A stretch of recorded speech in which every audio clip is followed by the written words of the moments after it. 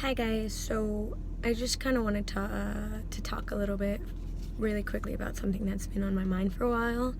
I guess just within this last few weeks, I've been scrolling down Facebook and seeing a lot of cries for help, whether they be very direct or indirect, from people who are suffering from depression or anxiety or even suicidal thoughts.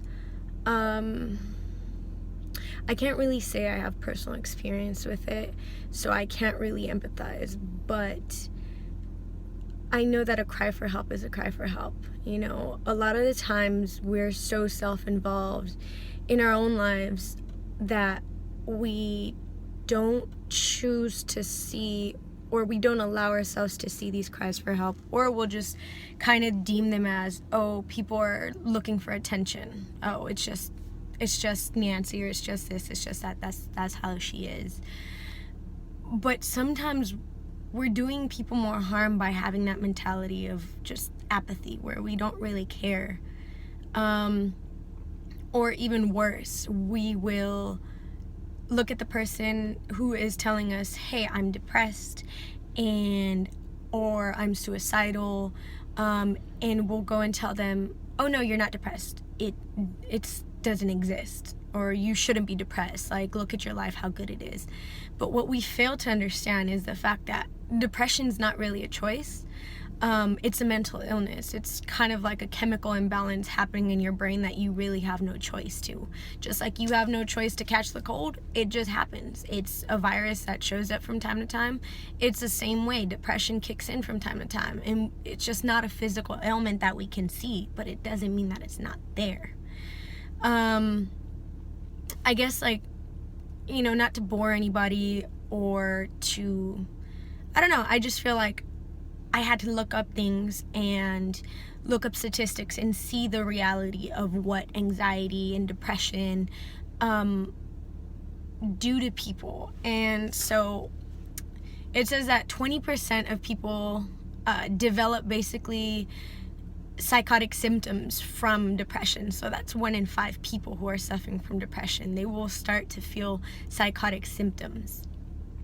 350 million people worldwide suffer from depression, and that's 5% of the population. Let's see. So in America, I guess this is more so where it hits home, it's around us, 42,773 people commit suicide every year. 117 people per day. Per day, man. That's a lot of people that have cried out for help.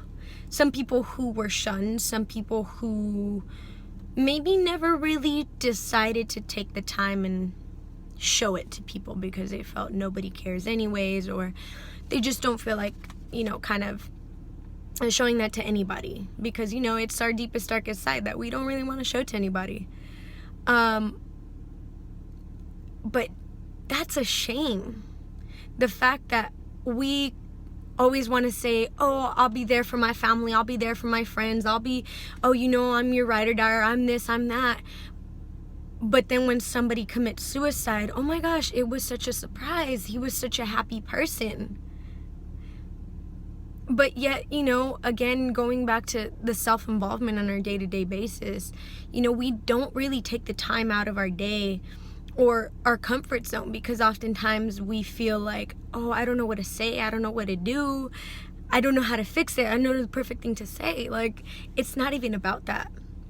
You don't have to tell people the perfect thing. You're not a psychiatrist. You're not like, sometimes all people need to hear is that you're there and that you actually are there. Like, they see you being there. They see you showing up at 3 a.m.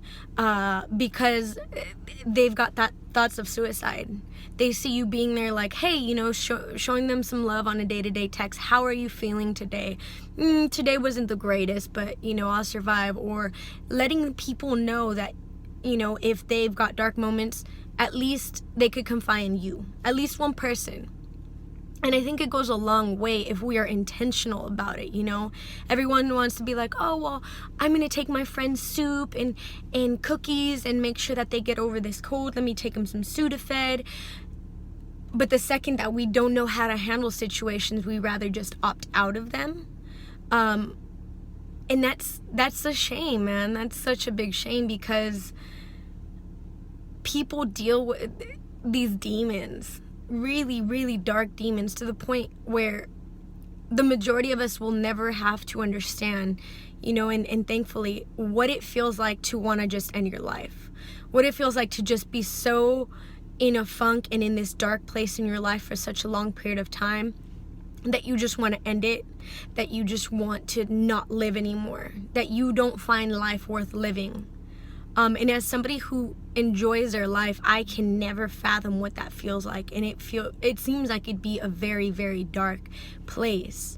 And I don't want any of my friends to ever feel that way. And so I guess I make this video to just kind of raise awareness to certain people that, you know, choose to not see the signs, or just kind of skip through and be like, oh, well, she shared this, it doesn't, you know, whatever, it seems too dark for me to read. Stuff like that, you know. Reach out. People who have lost their parents, those people suffer. Those people had no choice in losing their parents and are suffering.